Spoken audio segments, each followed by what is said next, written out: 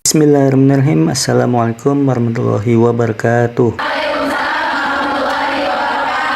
Kembali lagi dalam perkuliahan pembelajaran IPS di MIST. Kali ini kita akan sama-sama belajar terkait dengan merancang pembelajaran yang aktif, kontekstual, dan sederhana. Sudah masuk semua?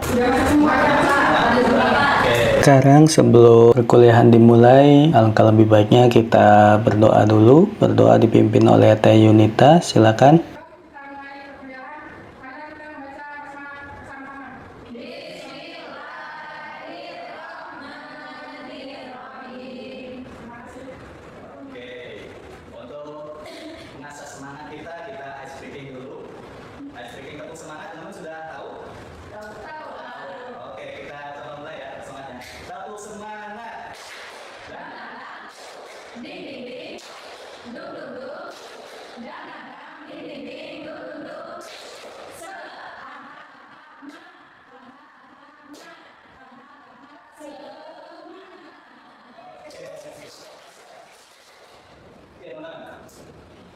Sebelum kita merancang, kita coba apresiasi dulu. Teman-teman ada yang sudah tahu apa itu IPS?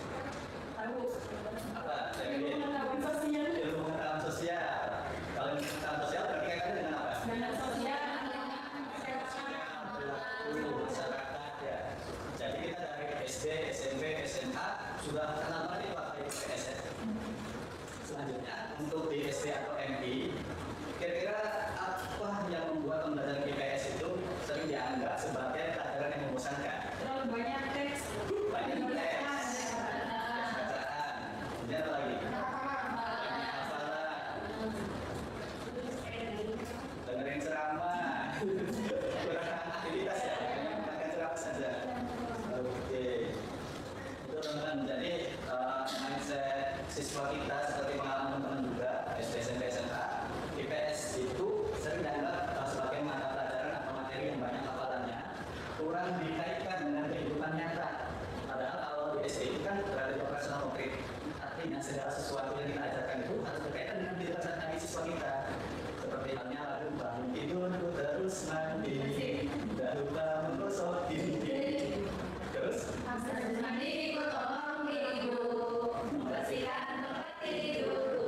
Kita bisa mulai dari masalah-masalah yang sederhana seperti masalah sosial. Apa sih yang harus dilakukan oleh siswa SD, MI ketika dia bangun tidur? Oh, dia harus mandiri, harus bergegas, dia harus mandiri, jangan sampai harus selalu dibangunin sama ibunya aja. Dia harus bangun sendiri. Kemudian ada kegiatan selanjutnya yaitu membersihkan tempat tidur. Membersihkan tempat tidur. Jadi IPS itu atau human activity itu selalu ada dalam lingkungan sehari-hari siswa, dari bangun tidur sampai dia tidur lagi. Itu berkaitan dengan IPS. Kemudian ini aktivitas belajar tadi disebutkan IPS itu diajarkannya hanya melalui metode ceramah sehingga siswa jadi bosan gitu. Padahal IPS juga bisa seperti pelajaran lainnya, bisa melakukan role play musyawarah misalkan, atau jual beli. Siswanya ada yang jadi dagang, ada yang jadi pembeli gitu. Atau kegiatan tadi produsen, terus distribusi, konsumsi kayak gitu.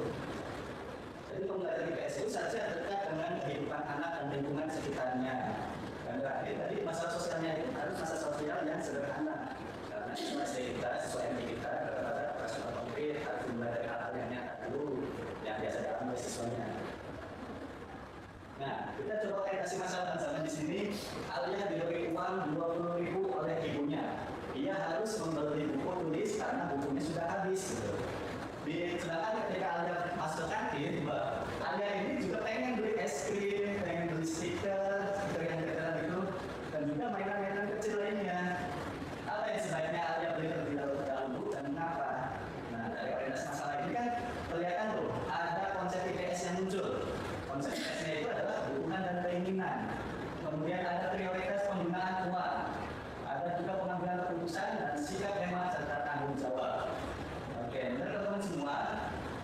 Untuk yang buku tulis ini termasuk kebutuhan atau keinginan? Kebutuhan. Cuma yang kayak kebutuhan. Wah, semua kebutuhan. Oke, perwakilannya alasannya apa? Ada yang mau jawab?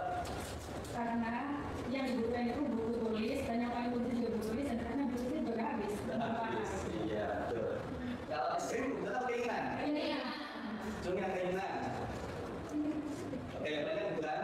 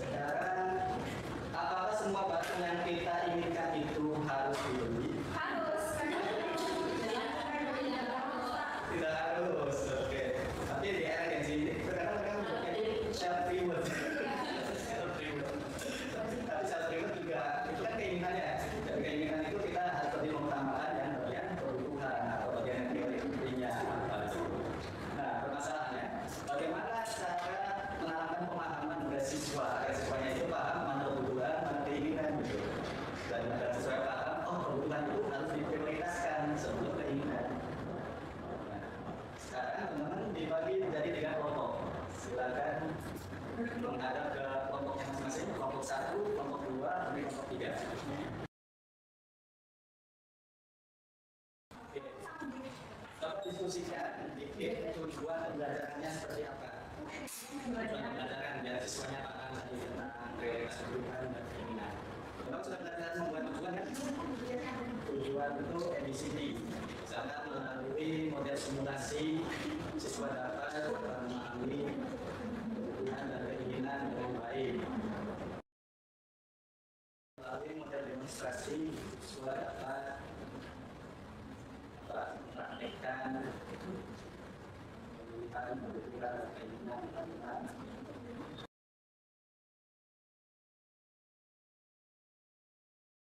Yang sudah silakan mempresentasikan hasil kerja kelompoknya.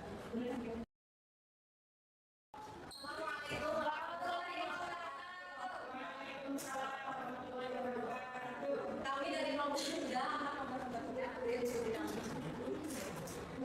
dari tujuan sama belajarnya satu mengidentifikasi jenis kebutuhan berdasarkan kepentingan primer, sekunder, tersier. Lalu media pembelajarannya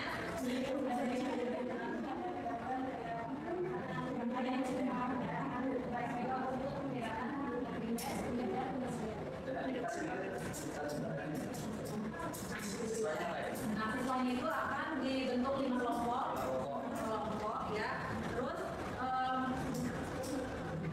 membuat permainan mengelompokkan gambar, terus tempel gambar. Ya. Mana yang primer, Mana yang primer, sekunder, dan tersier. baik, terima kasih. Oke, teman-teman tadi sudah menampilkan hasil dari diskusi kelompoknya terkait dengan tujuan pembelajaran, kemudian aktivitas kegiatannya, itu kalian yang gunakan sudah semua ya. Kita coba refleksi. Jadi teman-teman itu tadi yang sudah ditampilkan, apakah masalahnya sudah sesuai dengan anak usia sekolah dasar? Waktu penampilan kelompok 1, apa sudah sesuai dengan usia siswa SD? Kelompok 2, apa sudah sesuai? Kelompok 2, menampilkan video. Dengan usia SD? Kelompok 3? Sudah sesuai. Sudah sesuai ya? Karena tadi siswanya itu diaktifkan, menampilkan gambar, sehingga siswa itu bisa menentukan nih mana yang bagian kebutuhan, gitu, primer, sekunder, dan tersier, sehingga dia sudah paham. Selanjutnya, apakah aktivitas yang membuat siswa berpikir? Anda sudah berpikir nggak siswanya? Berpikir ya, bagaimana orang tuanya susah payah mencari uang, gitu. Tadi disebutkan juga dibawa ke PNR. Sehingga saya ada berpikir, kemudian sisi emosionalnya juga kena ya, mau dia orang saya susah sekali nih. Kemudian apakah nilai sosial yang muncul dalam diskusi? Nilai sosialnya, kira-kira dengan dikasih video itu, siswanya menjadi perhatian nggak orang tuanya? Iya. Ketika siswanya aktif untuk meningkatkan kebutuhan dan keinginan, siswanya itu jadi lebih peka nggak? Sadar nggak bahwa oh iya kebutuhan itu harus dipenuhi terlebih dahulu sebelum keinginan itu. Bisa? Oke. Apa yang perlu diperbaiki dari instruksi guru? Nah, tadi kan bagaimana sikapnya ya. Kira-kira instruksinya harus seperti apa? Harus secara jelas, betul. Apa lagi? Mudah dipahami. Dan bahwa sesuatu hal dalam kehidupan sehari-harinya, sesuatu yang dekat dengan siswanya gitu. Karena tadi prinsipnya siswa SD itu dioperasikan konkret. Jadi kita nggak bisa ngomong yang abstrak itu. Harus hal-hal yang dekat dengan siswa.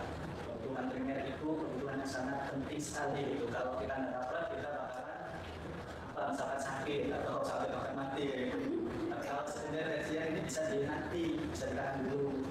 Ketika kebutuhan primernya sudah dapat, baru sekunder dan tersiernya bisa dilakukan. Jadi PSSD yang baik itu membantu anak membaca kehidupan sosialnya sendiri, bukan sosialnya orang yang sudah dewasa. Gitu.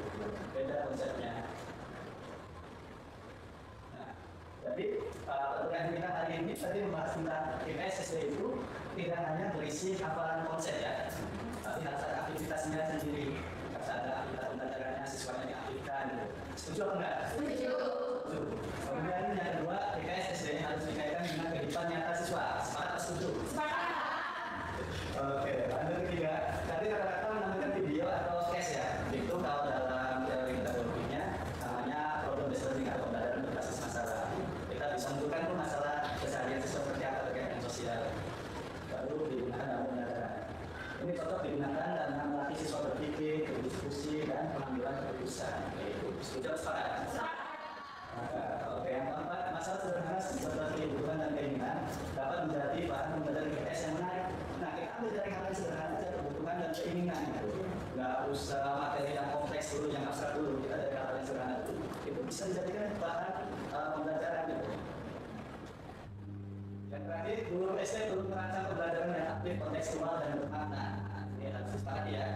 Harus aktif, kontekstual, dan bermakna sesuai dengan konsepnya. Nah, untuk asesmennya atau penilaiannya, teman-teman bisa melakukan pemahaman konsep atau seperti yang biasa dilakukan ya, hasil uji tes itu, tes soal, soal jawab. Tapi kalau di PS itu seharusnya tidak berhenti pada pemahaman konsep saja, tetapi juga harus masuk kepada alasan keputusannya. Ketika siswanya menganggap itu kebutuhan atau keinginan, kira-kira alasan apa gitu. Sehingga dengan alasan itu, nilainya itu tidak hanya sekedar di kognitif, tapi juga masuk dalam afektif dan menjadi internalisasi dalam diri gitu, diperhatikan. Oh, ini kebutuhan. Kemudian kerjasama. Nah, tadi di era 21 itu Superman udah nggak ada, nggak ada yang menang sendiri. Sekarang sudah mainnya super tim, kolaborasi. Dan terakhir refleksi nilai. Ini untuk menunjukkan sikap hemat dan tanggung jawabnya seperti apa kalau di kasus tadi ya. Harus ada refleksi nilai di akhir itu. Sehingga nanti siswa itu bisa mengutarakan dia belajar apa sih dari itu. Misalkan tadi ini saya belajar bahwa uang sebaiknya digunakan untuk kebutuhan lebih dahulu karena dia bikin catatan jurnal kesehariannya. Oke, terima kasih teman-teman. Mungkin itu saja yang bisa saya sampaikan di perkuliahan pagi hari ini. Semoga apa yang disampaikan dapat bermanfaat untuk kita semua. Akhir kata, wassalamualaikum